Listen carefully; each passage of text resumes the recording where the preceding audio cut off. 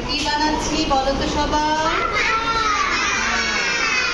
আমরা রঙিন কাগজ দিয়ে পাখা বানাচ্ছি, তাই তো?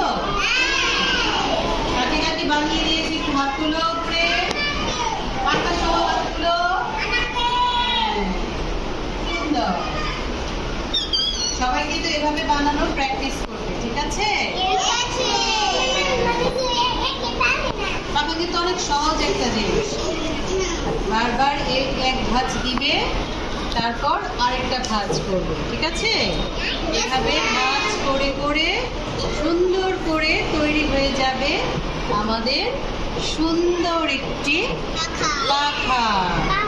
এখন কি হয়, তালের সিজন, বুঝছো? তাল দিয়ে পাখা বানায়, আমরা কাগজ দিয়ে বানালাম। যদি বিদ্যুৎ না থাকে আমরা কি করব? কাগজ দিয়ে পাখা বানিয়ে বাতাস খাবো।